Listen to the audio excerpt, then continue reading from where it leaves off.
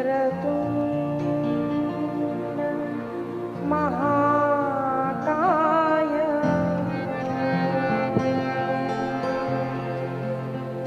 सूर्यकोटि समप्रभा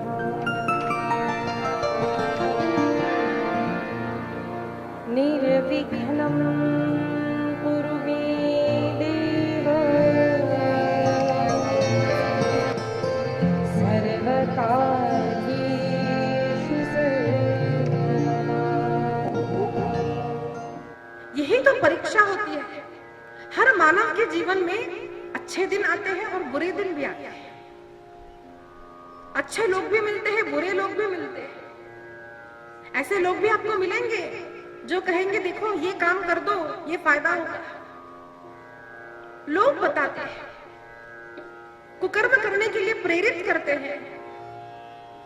लेकिन जिस व्यक्ति ने सदैव धर्म का ही आचरण किया, उसके साथ सदैव भगवान रहते हैं।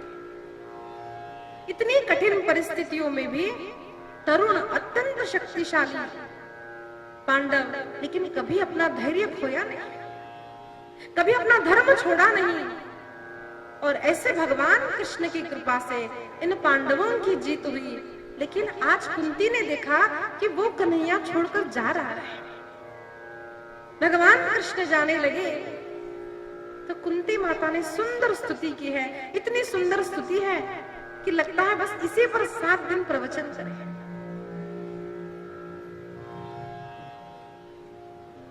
नमः परम कल्याण, नमः परम मंगल भगवान की स्तुति की और भगवान से कहा कन्हैया, अरे बुरे दिन थे तब हमारे साथ थे, आज सुख प्राप्त हुआ है तो छोड़कर जा रहे हैं।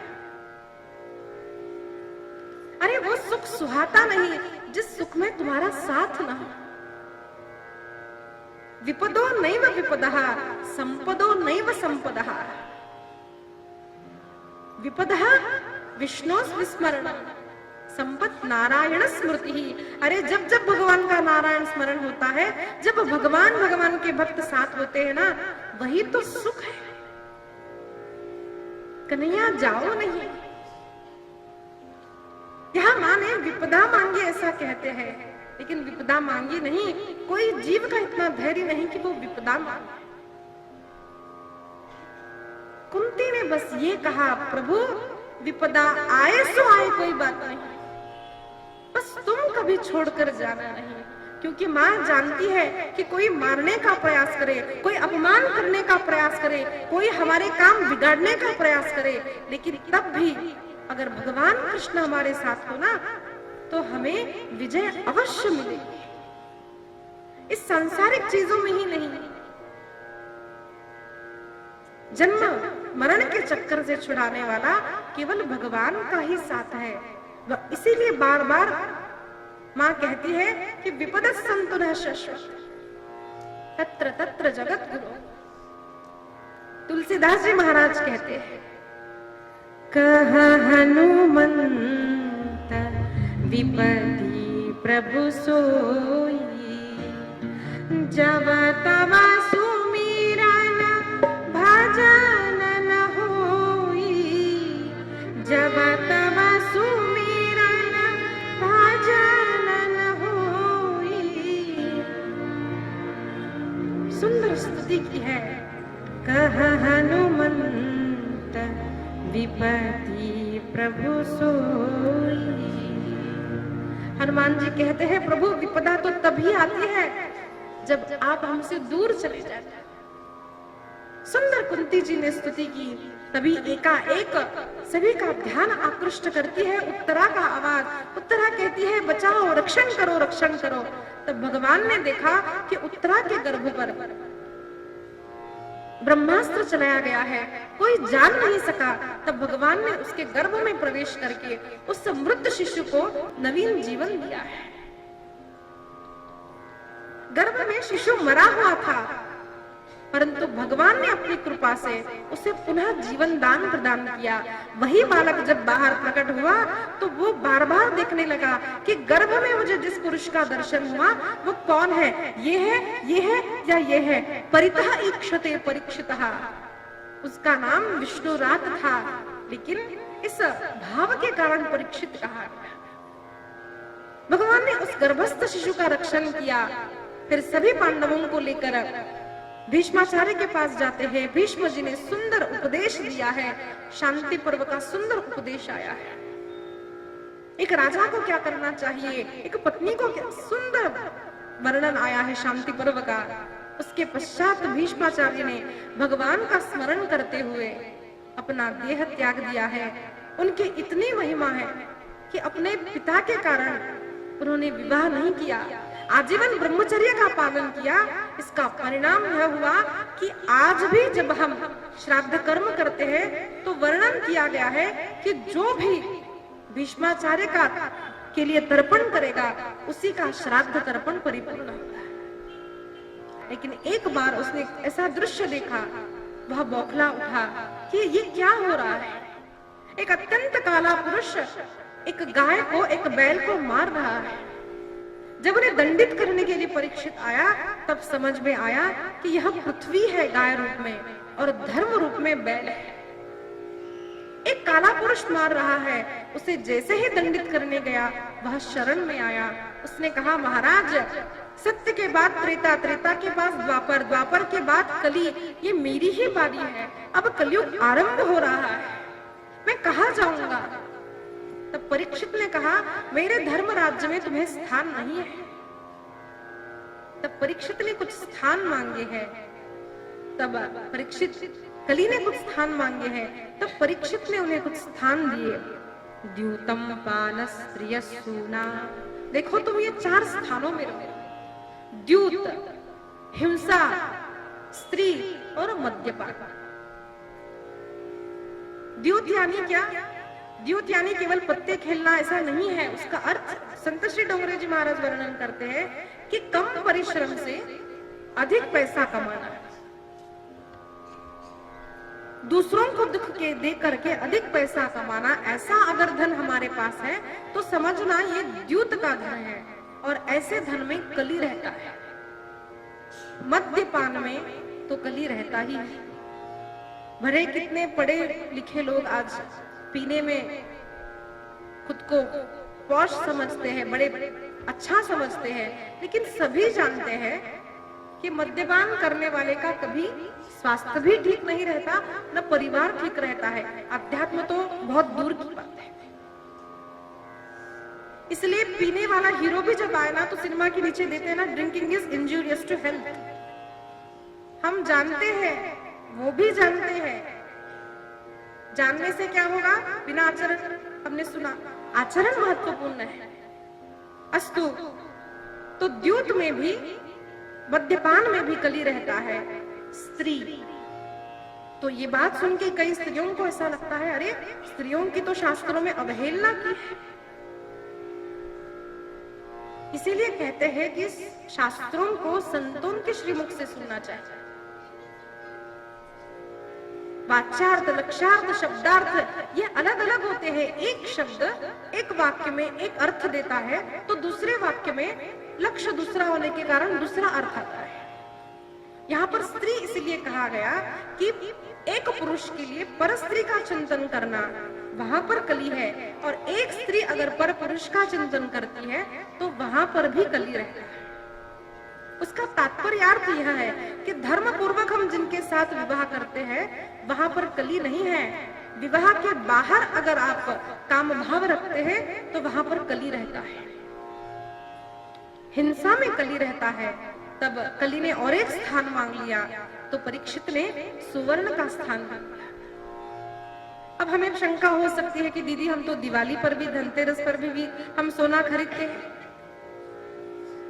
हम तो सोना पहनना हमारा एक पद्धति है भारत देश में, तो सोने में क्या कली रहता है तो हम सोना उतार दें?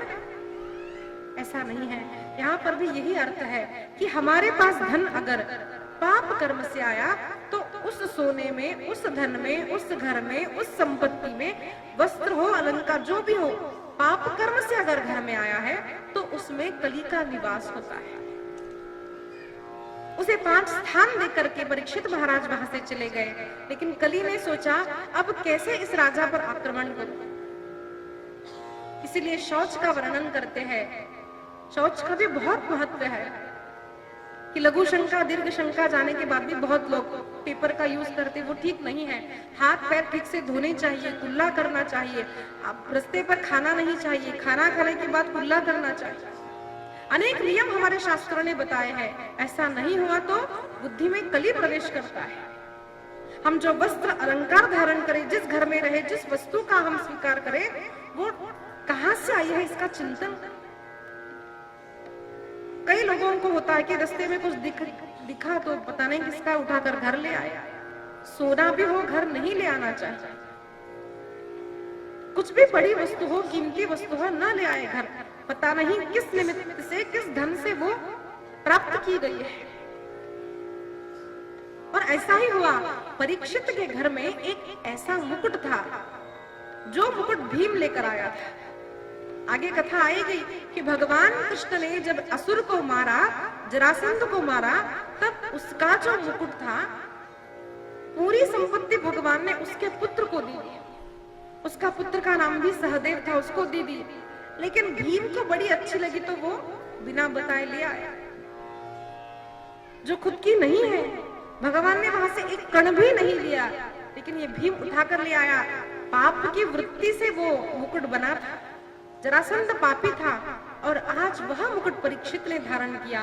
तो उस मुकुट के द्वारा परीक्षित के बुद्धि में कली ने प्रवेश किया। और क्या हुआ, आखेट पर जब परीक्षित गए थे तब एक आश्रम में गए, प्यास लगी थी। शमीक ऋषि ध्यानस्थ बैठे थे, उन्हें पानी मांगा। ध्यान रहा नहीं, ध्यानस्थ बैठे थे तो क्रोध में आकर, कली के कारण क्रोध आया और परीक्षित ने उन्हें अपशब्द कहे। उनका अपमान करने के लिए मृत सर्प उनके गले में डाल दिया। और एक शिष्य ने यह देखा और उनके पुत्र श्रृंगी को बताया। श्रृंगी ने झट से हाथ में जल लिया और शाप दे दिया, जिसने यह कुकर्म मेरे सत्यवान अच्छे पिता के साथ किया है, उसकी मृत्यु 7 दिन में हो जाए। जब पिता को यह बात पता चली तो शमीक ऋषि ने श्रृंगी को कहा, बेटा ये ठीक नहीं है। वो राजा धर्मात्मा था। तब उन्हें लगा कदाचित ये भगवान की इच्छा थी और तुरंत वार्ता परीक्षित तक पहुंचाई। और परीक्षित ने जैसे ही जाना कि 7 दिनों में मेरी मृत्यु होने वाली है, तो सारा राज्य अपने पुत्र को दे दिया। साधारण वस्त्र धारण कर लिए, अलंकारों का त्याग किया और पत्नी से कहा, अब मैं चला। और परीक्षित महाराज गंगा किनारे आए। एक संत को मिलने संत आते हैं, अनेक संत बिना बुलाए वहां आए। गंगा किनारे वैसे ही बहुत संत रहते हैं। सबको पूछते हैं, महाराज 7 दिन में मेरी मृत्यु होने वाली है, मैं क्या करूं, मेरा उद्धार कैसे होगा। तो कोई बता नहीं पाया। और अत्यंत व्याकुल होकर के परीक्षित महाराज गंगा मैया की प्रार्थना करते हैं, भगवान की प्रार्थना करते हैं। इनकी व्याकुलता सुनकर साक्षात भगवान की कृपा से शुकाचार्य महाराज वहां पर आ पहुंचते हैं। उन्हें व्यासासन पर विराजमान करते हैं और सभी ऋषि मुनि परीक्षित महाराज जय घोष करते हैं, शुकदेव भगवान की जय। आसन पर बिठाया, प्रणाम किया और उन्हें अपना पाप जो किया था वो वर्णन कर दिया। संत वर्णन करते हैं, हम जिसका वर्णन करते हैं उसका नाश होता है। पुण्य का हम वर्णन करेंगे, हमने ये किया, वो किया, ये दान किया, वैसा किया, उसका नाश हो जाता है। अगर हम पाप का वर्णन करते हैं तो पाप का नाश हो जाता है। लेकिन साधारण मनुष्य पुण्य का वर्णन करता है और पाप को छिपा कर रखता है। जिस बात को छिपाया ना, वो हमारे मन में घर कर लेता है। इसलिए पाप को प्रकट करो, कोई बात नहीं। भूल हर व्यक्ति से हो सकती है। जो अर्थ इज ह्यूमन, मनुष्य ही गलती करता है। बड़ी हो छोटी हो, गलती हो गई, उसको छिपाना नहीं। संतों के पास जाओ, बताओ ऐसा ऐसा हो गया, मैं क्या करूं, इसका प्रायश्चित कैसे करूं। घर में भी भूल हुई तो अपना भूल स्वीकार करना ये गलती नहीं है। भूल स्वीकार करनी चाहिए, अपना पाप प्रकट करना चाहिए। शुकाचार्य के सामने अपना प्राप्त प्रकट किया और दो सुंदर प्रश्न किए हैं महाराज। मरणासन्न व्यक्ति का धर्म क्या है और व्यक्ति मात्र को अपने कल्याण के लिए क्या करना चाहिए। सुंदर दो प्रश्न किए, यहीं पर प्रथम स्कंद परिपूर्ण होता है। शुकदेव भगवान की जय, गोपाल कृष्ण भगवान की जय। 2 मिनट नाम संकीर्तन करके आगे बढ़ते हैं।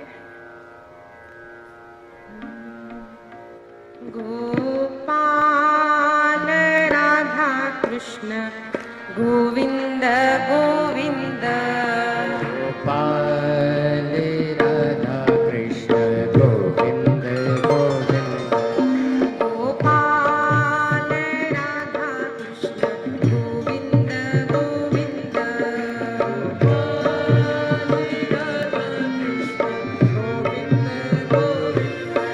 राधे गोविंद गोविंद, राधे गोविंद गोविंद, राधे गोविंद गोविंद, राधे गोविंद गोविंद, राधे गोविंद गोविंद, राधे गोविंद गोविंद, राधे गोविंद गोविंद, राधे गोविंद गोविंद, गोपाल राधा कृष्ण गोविंद गोविंद, गोपाल राधा कृष्ण गोविंद गोविंद, नाचो गोविंद गोविंद, गाती गोविंद गोविंद, राधे गोविंद गोविंद, राधे गोविंद गोविंद, नाचो गोविंद गोविंद, गाती गोविंद गोविंद, नाचो गोविंद गोविंद, नाचो गोविंद गोविंद, गोपाल राधा कृष्ण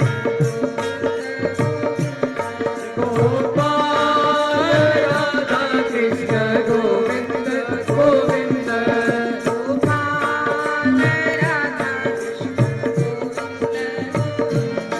गोपाल राधा कृष्ण गोविंद गोविंद, राधे गोविंद गोविंद, राधे गोविंद गोविंद, राधे गोविंद गोविंद, राधे गोविंद गोविंद,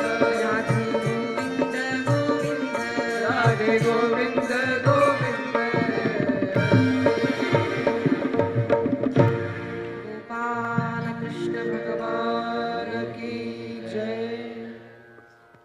स्वस्ति श्रीमद्भागवते महापुराणे वैयासिक्यामष्टादशसाहस्र्यां पारमहंस्यां संहितायां प्रथमस्कन्धे शुकागमनं नामैकोनविंशः। ॐ नमो भगवते वासुदेवाय।